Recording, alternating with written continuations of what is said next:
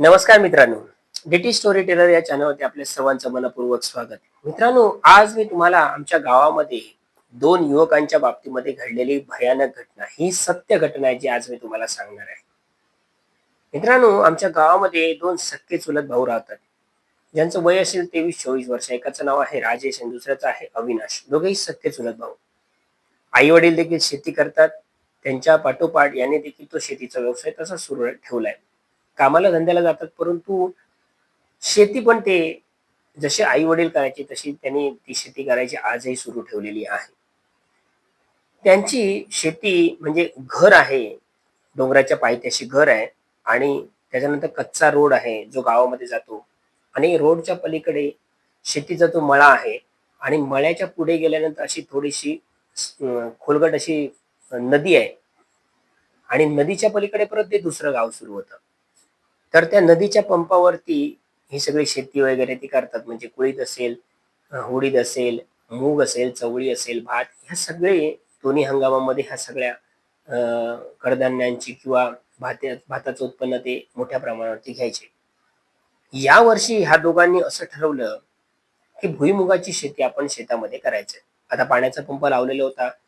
बाजूने हातेरी नदी वाहत होती. हातेरी नदीच्या त्या सगळ्या पात्रातलं नदीचं पाणी शेतामध्ये आणलं होतं पंपाच्या साहाय्याने आणि ठरवलं यावर्षी भुईमुगाची शेती 10-15 कोपरे म्हणजे 10-15 वाफे करायचे म्हणून. आणि तसं त्यांनी शेतीची जमिनीची मशागत केली आणि बी वगैरे ते भुईमुगाचं पेरून मोकळे झाले. आता मित्रांनो, काय होतं, कोकणामध्ये भुईमुगाची शेती मोठ्या प्रमाणावरती करतात. भुईमुगाच्या शेतीला पहिल्या 1.5-2 पावणे 2 महिन्यापर्यंत काहीच बघावं लागत नाही, फक्त पाणी द्यावं लागतं. पण जेव्हा त्याला पिवळी फुलं येतात आणि त्यानंतर मग खाली शेंगा धरायला सुरुवात होतात, तेव्हा मात्र राखण करावी लागते. कारण नदीच्या पलीकडे मोठं जंगल होतं. त्या जंगलातून रानडुकर वगैरे त्या शेतामध्ये यायचे आणि शेंगा खणून खायचे. त्यासाठी ह्यांना आता शेताची रात्रीची राखण करणं भाग होतं आणि ते केल्याशिवाय काय पीक हातात येणार नव्हतं. ह्या सगळ्यांची जाणीव त्या दोघांना होती. आता भुईमुगाला फुलं आली, खाली शेंगा धरू लागल्या. ह्यांनी दोघांनी आता ठरवलं की शेतावरती आपल्याला झोपडी बांधली पाहिजे. आता कोकणामध्ये शेतावरती जी झोपडी बांधतात त्याला कोण कोण झोपडी म्हणतात, कोण कोण मचाण म्हणतात, कोण कोण माचली म्हणतात. वेगवेगळ्या ठिकाणी वेगवेगळी नावं आहेत. तर आमच्या इकडे ती माचली असं त्याला म्हटलं जातं. तर ती माचली म्हणजे 4 खांब लाकडी पुरायचे, 4-5 फूट उंचीवरती, परत आडवे खांब बांधायचे त्याला, त्याच्यावरती फळ्या टाकायच्या, वर छप्पर करायचं आणि त्याच्यावरती झोपायचं. आता हे उंच का बनवायचं? तर साप, विंचू यांचा त्रास, सरपटणाऱ्या प्राण्यांचा त्रास म्हणून उंचावरती झोपण्याची ती व्यवस्था करतात. वरती छप्पर असतं. या दोघांनी ती माचली बांधण्यासाठी म्हणून 2-3 दिवस खूप प्रयत्न केले आणि माचली बनवली. आई वडिलांना त्यांनी सांगितलं, भुईमुगाला खाली शेंगा धरल्यात आणि रानडुकर वगैरे आता येऊन त्याची नासधूस करतील, म्हणून आम्ही शेतावरती माचली बांधलेली आहे. उद्यापासून आम्ही तिथे झोपायला जाणार. आई वडिलांनी त्यांना स्पष्ट दोघांनाही सांगितलं, हे सख्खे चुलत भाऊ, की त्या झोपडीमध्ये तुम्ही एक कंदील लावून ठेवा, बाजूला शेकोटी करा, म्हणजे जेणेकरून वन्य प्राणी पटकन शेतामध्ये येत नाहीत ती आग वगैरे बघितल्यानंतर. आणि कारणाशिवाय झोपडीच्या बाहेर पडायचं नाही. मागे नदी वाहते, त्या नदीमध्ये जाण्याचा वगैरे प्रयत्न करायचा नाही. ते सगळं टाळायचं आणि जास्तीत जास्त जर जनावर आली तर तिथूनच हाकवण्याचा प्रयत्न करायचा म्हणून. तर हे म्हणाले, "हां, ठीक आहे." आता आई-वडिलांना ह्या बाकीच्या गोष्टींची कल्पना असल्यामुळे त्यांनी कदाचित हे त्यांना सांगितलं असावं. तर मित्रांनो, ह्यांनी ती माचली बांधली. एके दिवशी 9:30ला रात्री हे जेवून वगैरे आता ते झोपडीला आतपासून झोपडीमध्ये झोपण्यासाठी म्हणून जाणार होते. त्यासाठी लागणारी उशी, चटई, त्यानंतर अंथरुणं, लागणारा तो पेटवून ठेवायचा तो कंदील, त्याच्यानंतर एक चार्जिंगची बॅटरी छोटीशी आणि माचीसची कायम जी का पेटी असते ती सगळे घेऊन हे दोघेही शेतावरती गेले. शेतावरती गेल्यानंतर अंथरुण वगैरे त्या झोपडीमध्ये घातलं. तो कंदील पेटवून एका कोपऱ्यावरती टांगत ठेवला आणि आजूबाजूची लाकडं जमा केलेली होती त्याला एकत्र करून त्यांना आग लावली, कारण वन्य प्राणी आगीला घाबरतात म्हणून. आणि दोघेही आता त्या माचलीमध्ये बसले. 4-5 फूट उंच ती माचली बनवलेली आहे जमिनीपासून आणि पूर्ण तिथूनच त्या सगळ्या शेतावरती नजर ठेवता येत असे आणि चार्जिंगची एक छोटी बॅटरी होती. 2-3 दिवस गेले. हे त्यांचं रुटीन आता सुरू झालं. 10च्या दरम्यान जेवण वगैरे झालं की झोपायचं. सकाळी 6 वाजता उठून घरी जायचं. मग बाकीची कामं सगळी सुरुवात. एके दिवशी मित्रांनो असं होतं, ते झोपडीमध्ये झोपायला गेलेले असतात आणि झोपायला गेलेले असताना आता तिथे काय गेल्यानंतर लगेच झोप येत नाही किंवा लगेच झोपायचं नसतं. 1-1:30 वाजेपर्यंत तो जागं राहायचं, कारण तो टायमिंग असतो वन्य प्राणी शेतामध्ये येण्याचा. ते प्राणी येईपर्यंत थोडंफार जागं राहायचं. पत्र्याचा डबा वगैरे असतो तो काठीच्या साहाय्याने वाजवायचा, म्हणजे प्राणी येत नाही म्हणून. आणि हे वाजवत असताना 12:30च्या दरम्यान एक अशी अद्भुत घटना नदीमध्ये घडली, की त्यांच्या कानावरती कोणतरी रात्री त्या नदीच्या प्रवाहामध्ये खडकावरती बसून कपडे आपटतंय. म्हणजे कपडे धुतात. आता कपडे धुताना कसा आवाज येतो किंवा कपडे आपटतो आपण जेव्हा उचलून एखादा टॉवेल असेल किंवा कपडे असेल, तो आपटलेला जो आवाज आहे ना, तो स्पष्टपणे त्यांच्या कानावर त्या नदीतून येऊ लागला. दोघांनी एकमेकांकडे पाहिलं. अविनाशने राजेशला विचारलं. आता राजेश त्यातल्या त्याच डेअरिंग बाज, म्हणजे तू धाडसी असते, ह्या सगळ्या गोष्टींना भीक घालणार नव्हता. आणि अविनाशने त्याला विचारलं की अरे दादा, नदीतून ना कोणतरी कपडे धुतलेल्याचा आवाज येतोय, आणि आता बघ 12:30 पावणे 1 वाजले, आणि आता एवढ्या रात्रीमध्ये नदीमध्ये कोण कपडे धुतय? राजेश म्हणू लागला की अरे तू घाबरू नको रे, तिथे कोण कपडे धुत नाहीये. मी तुला सांगतो, जर धुत असेल आणि आवाज येत असेल ना, तर नदीच्या पलीकडे जे दुसरं गाव आहे ना, तिथे गावाचं रस्त्याचं काम चालू आहे. ते कर्नाटकचे लमानी वगैरे कामगार आहेत ना, ते रात्रीचे कोणतरी कपडे वगैरे धुवायला नदीवरती आलं असेल. आता राजेशला ही थोडीशी गोष्ट पटली, की खरोखरच पलीकडे रस्त्याचं काम सुरू होतं, ते लमानी वगैरे झोपड्या बांधून राहिले होते आणि त्यांना पाण्यासाठी म्हणजे त्या नदीतच यावं लागत असेल. तर कदाचित 12-12:30 वाजता कोणतरी आले असतील आणि कपडे धुत असतील. आता राजेशला देखील हा आवाज येत होता, अविनाशला येत होता. बरंच म्हणजे 1 तासभर हाच प्रकार व्हायचा, की कोणतरी भांडी तिथे त्या ठिकाणी भांड्यांचा आवाज यायचा, म्हणजे भांडी कोणतरी धुतंय तसा आवाज यायचा. त्याच्यानंतर अशी खूप भांडी ठेवून असं टोपलीतून आपण काढताना जसा आवाज होतो ना, तसा तो भांड्यांचा आवाज व्हायचा. कधी त्या सगळ्या कपड्यांचा वगैरे धुलेल्याचा आवाज व्हायचा. आता दोघांनी हे सगळं ऐकलं.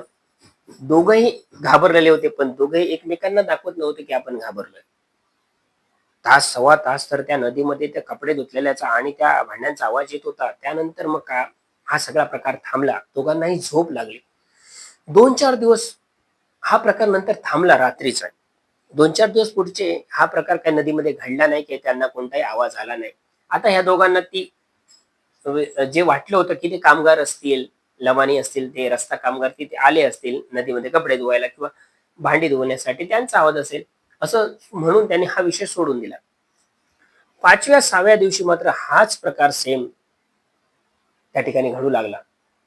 तिथे कोणतरी कपडे जोरात त्या खडकावरती आपटते असा आवाज येऊ लागला. त्या भांड्यांचा आवाज येऊ लागला.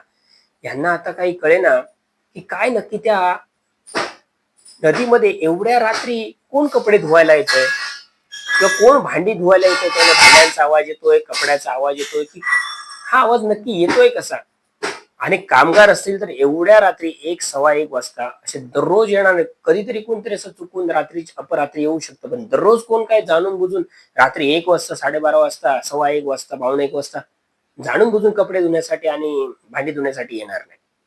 दोघांच्या मनामध्ये शंका निर्माण झाली. आता अविनाशने राजेशला विचारलं, की दादा, हा काहीतरी विचित्र प्रकार वाटतोय मला. हे बाबांना घरी जाऊन सांगितलं पाहिजे, की असा असा प्रकार घडतोय नदीमध्ये म्हणून. तो म्हणाला, अरे गप्र मूर्खा, जर बाबांना सांगितलं, आईला सांगितलं, तर ते पाठवणार नाहीत आणि मग ही शेती जी केली आहे ती सगळी नासूस होईल, सगळी त्या डुकरांकडून किंवा गवेरड्यांकडून. त्याने ठरवलं आता घरी सांगायचं नाही. परंतु ह्या सगळ्या गोष्टीची कल्पना त्यांना येत होती, की काहीतरी मात्र या नदीमध्ये घडतंय रात्रीचं, ही गोष्ट मात्र खरी आहे.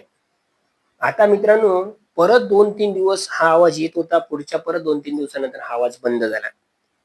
आता मात्र ह्यांना कळेना की काय प्रकार आहे हा.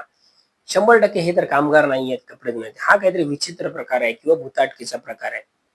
आता राजेशला मात्र ह्या सगळ्या गोष्टी पटत नव्हत्या. तो म्हणतो की कोणतरी आमची थट्टा मस्करी करतंय त्या नदीमध्ये. आम्हाला घाबरवतोय. आम्ही दोघेच जण या ठिकाणी शेतावरती झोपतोय त्यासाठी. कारण मक्याची कणसं देखील त्या ठिकाणी त्या झाडांना लागली होती मक्याच्या, आणि ती चोरण्यासाठी कदाचित कोणाला तरी यायचं असेल आणि आम्ही कधी एकदा घाबरून घरी जातोय आणि ती चोरायला मिळतायत, असा कोणाचा तरी प्लॅन असेल कदाचित. म्हणून हे सगळे प्रकार कोणतरी करत असेल जाणून बुजून. राजेश म्हणाला, नाही काय घरी जायचं, नाही घाबरायचं. आता जर पुढच्या 2 दिवसामध्ये हा प्रकार जर घडायला लागला ना, तर जाऊन पाहायचं त्या प्रवाहामध्ये कोण नक्की कपडे धुतंय रात्री 1 वाजता 12 वाजता 12:30 वाजता पाहायचा, आणि जर कोण मिळाला तर त्याला मात्र चांगलाच बेदम मारायचा. असं हा राजेशने ठरवलं. का तो रागीट होता, धाडसी देखील होता. त्याने ठरवलं, त्याला अविनाशला सांगितलं, तू घाबरायचं नाही, तू माझ्यासोबत यायचं. बघूया काय होईल ते होईल. कोण हे घाबरवतंय किंवा कोणते कामगार असतील, कोण ते पाहूया म्हणून. अमावास्या होती मित्रांनो 5-6 दिवसांनी, आणि अमावास्येच्या आधी 2-3 दिवस तसाच आवाज त्यांना रात्री 1 वाजता नदीतून येऊ लागला. कोणतरी कपडे धुतंय, कोणतरी भांडी धुतंय, आणि दोघांचे कान दोघांनी टवकारले. पूर्णपणे ते त्यांचा जो लक्ष आहे तो सगळा त्या नदीकडे गेला. तोच भांडे धुतलेल्याचा आवाज, भांडे हातातून पडतायत किंवा कोणतरी कपडे धुतंय, हा आवाज सतत कानावरती पडला. आता मात्र राजेश उठला. आता ती चार्जिंगची बॅटरी त्याने पूर्ण शेतावरती फिरवली. आजूबाजूला कोणी नव्हतं. पेटणारी ती शेकोटी, तो लटकवलेला कंदील. त्याने अविनाशला सांगितलं, तो कंदील काढ, हातामध्ये घे, चल आपल्याला नदीत जायचंय. कोण तिकडे कपडे धुतंय किंवा कोण भांडी धुतंय ते आपल्याला आज पाहायचंय. चल, तू माझ्यासोबत काही घाबरायचं नाही. आता अविनाश तो थोडासा घाबरट.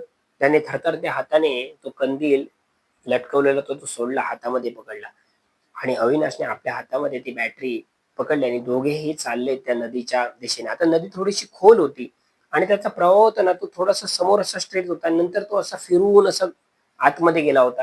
म्हणजे असा वाकडा झाला होता, वळण होतं त्या प्रवाहाला, आणि झाडं झुडपं वाढल्यामुळे त्या प्रवाहाच्या पुढचं काही दिसायचं नाही. थोडंच अंतर सरळ होतं, तेवढंच दिसायचं, आणि पुढे तो प्रवाह थोडा असा वाकडा झाला होता. आता हे दोघेही चालले. अविनाशला राजेश सांगतो, तू घाबरायचं नाही, मी आहे. जे काय होईल ते होईल, मी आहे, तू काही घाबरायचं नाही. आणि दोघेही घाबरत घाबरत, म्हणजे आता राजेश देखील घाबरला होता, पण शहानिशा करायची होती की नक्की कोण आहे, आपल्याला कोण घाबरवतंय की कामगार आहे की काय अदृश्य कोण शक्ती आहे हे पाहायचं होतं. दोघेही आता त्या उतारावरनं चिंचोळ्या पायवाट्यावरनं नदीकडे आले. नदीचा तो प्रवाह पाहत होता. त्याचा खळखळाट स्पष्ट कानाला येत होता. रात्रीचे फिरणारे जे काही पक्षी असतात त्यांचा देखील आवाज कानावरती पडत होता. रातकिड्यांची किलकिल सुरू होती, आणि सगळ्या ह्या वातावरणामध्ये सगळं थोडंसं भीतीदायक वाटायला लागलं दोघांना. मनात भीती निर्माण झाली. शेवटी माणूस किती जरी डेअरिंग वाचला तरी मनात भीती ही 100% माणसाच्या असते, पण ती किती प्रमाणात असते हे त्याच्या त्याच्या त्या त्या परिस्थितीवर अवलंबून असतं. तर अविनाश खूप घाबरला होता, आणि दोघेही प्रवाहातून, म्हणजे त्यांच्या ढोपराच्या वरती पाणी त्या प्रवाहामध्ये होतं, आणि प्रवाहातून ते पुढे पुढे चालले. जसं पाणी पुढे येतं तसे त्या हाफ पॅन्टी घातल्या त्या थोड्या थोड्या वर करून ते न भिजता पुढे प्रवाहातून जाण्याचा प्रयत्न करतात. तोच आवाज कपडे धुतलेल्याचा, भांड्यांचा तसाच समोरनं येतोय येतोय येतोय. पुढे पुढे पुढे दोघेही चाललेत प्रवाहातनं. पुढे पाहायचंय आपल्याला नक्की कोण आहे. पुढे गेल्यानंतर थोडा अजून पुढे आवाज यायचा. पुढे गेल्यानंतर अजून पुढे पुढे यायचा. ते कोणतं कपडे धुतंय, भांडी धुतंय, हा सगळा प्रकार चाललाय. आता त्या वळणावरनं पुढचं काही दिसायचं नाही. या दोघांनी ठरवलं त्या वळणाच्या पुढेपर्यंत जायचं, म्हणजे समोर पुढे कोणतरी कपडे धुतंय ना ते आपल्याला दिसेल. ती बॅटरी हातात पकडलेला तो कंदील, कंदील का घेतला होता, बॅटरी समजा डिम झाली किंवा ती बंद पडली तर कंदीलच्या प्रकाशात तरी पुढे जाता येईल किंवा परत मागे येता येईल, म्हणून तो कंदील पकडला. कंदीलची वात मोठी केली, आणि कंदील अविनाशने हातात धरून दोघेही प्रवाहातून पुढे पुढे चालले. आता झाडा झुडपांच्या आडून पुढे पुढे तो आता प्रवाह स्पष्ट दिसू लागला, आणि त्या प्रवाहाच्या आजूबाजूला आणि मध्यभागी अशी मोठमोठी खडकं होती. त्या खडकावरती कोणतरी कपडे आपटते असा आवाज येत होता.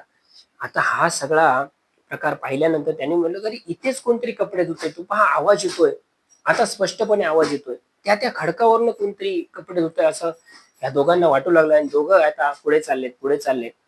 आता ते खडक आणि यांच्यामध्ये 30 एक फुटाचं अंतर असेल, आणि राजेशने आपल्या हातातील चार्जिंगची बॅटरी होती की ती फुल चार्जिंग होती, थोडीशी चार्जिंग होते. अंधुक अंधुक प्रकाशामध्ये त्या खडकावरती त्याने बॅटरी मारली, तर काय पाहिलं, एक म्हातारी त्या खडकावरती बसली. यांच्याकडे पाठ आहे तिची, आणि ती खडकावरती बसली आहे. बाजूला कपड्यांची टोपली भरलेली आहे, आणि ती कपडे आपटते त्या खडकावरती. आणि तिचे केस ना असे जवळजवळ 5 एक फूट लांबीचे, पांढरे शुभ्र केस, पांढरी शुभ्र साडी नेसलेली, आणि तिचे केस पण देखील त्या प्रवाहामध्ये पाण्यामध्ये असे वाहत आहेत दोन्ही बाजूला.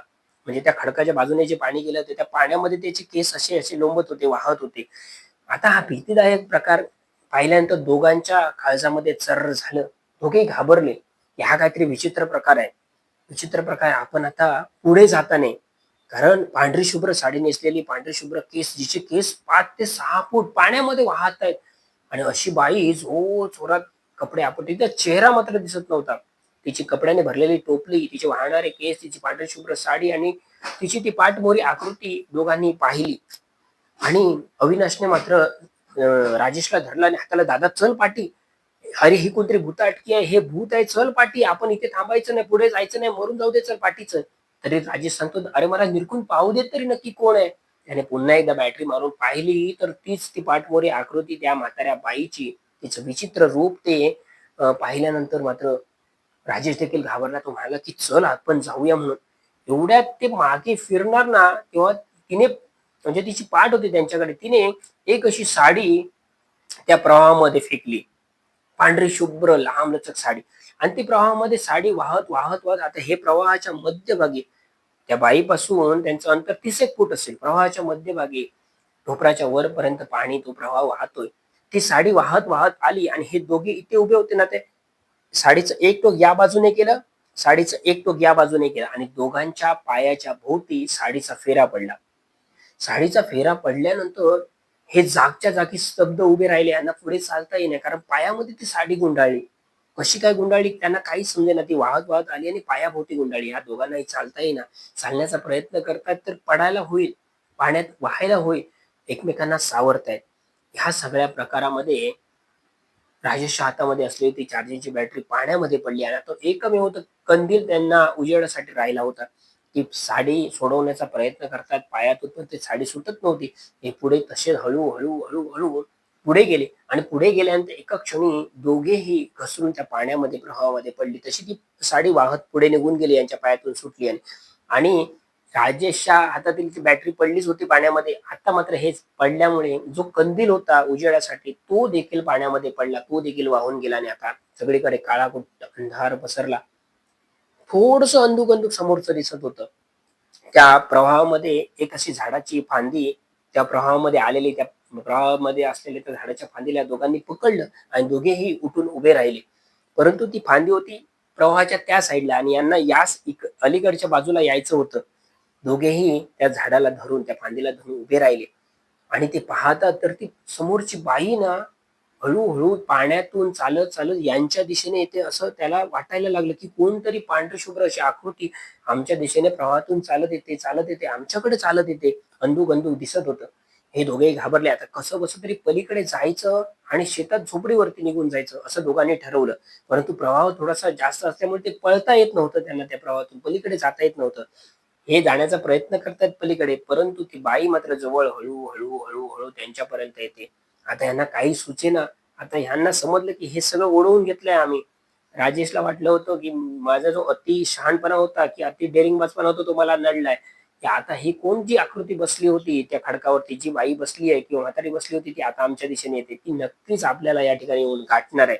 दोघेही पलीकडे जाण्याचा प्रयत्न करतायत. तेवढेच परत ते घसरायचे, परत उभे राहायचे, परत घसरायचे, थोडे वाहत जायचे, परत उभे राहायचे. ती मात्र संत पावलांनी अशी पावलं टाकत टाकत यांच्यापर्यंत येते.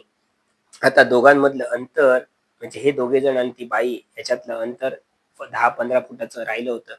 आणि आता मात्र तिचं रूप स्पष्ट दिसू लागलं.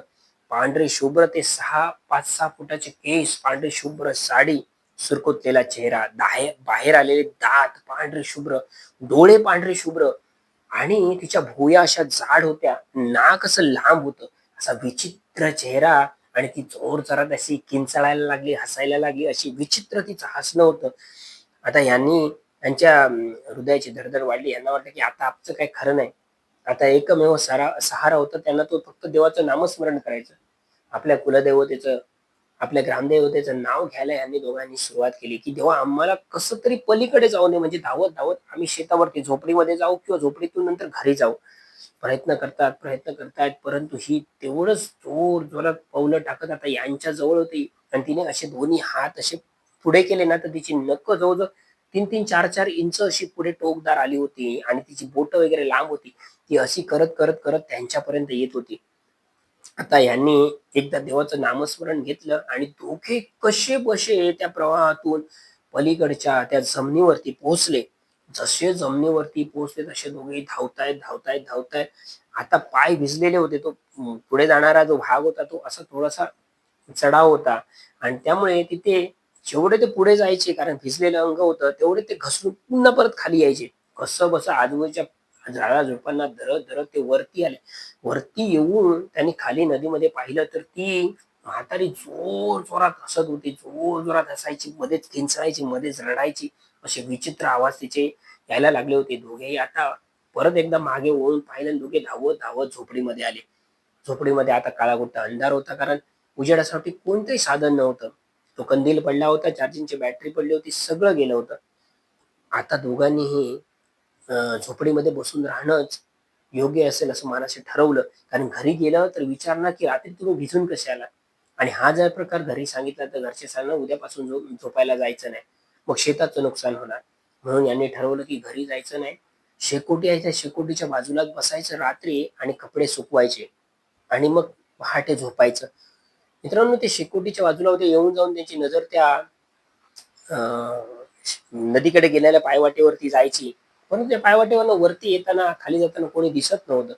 एवढं त्याच्यासाठी समाधानाची गोष्ट होती. परंतु तो नदी, त्या भांड्यांचा आणि कपड्यांचा आवाज मात्र रात्रभर येत होता मित्रांनो. रात्रभर ती कपडे धुते, त्या खडकावरती भांडी धुते, असा सतत आवाज यायचा. 3:05, 3:10 झाले असतील. 3:10, 3:05च्या नंतर मात्र तो आवाज पूर्णतः बंद झाला आणि ह्याने सुटकेचा निश्वास सोडला आणि दोघांनाही म्हणजे अविनाशने त्याला सांगितलं, की "दादा तुझ्या सगळ्या शहाणपणामुळे हे सगळं झालंय.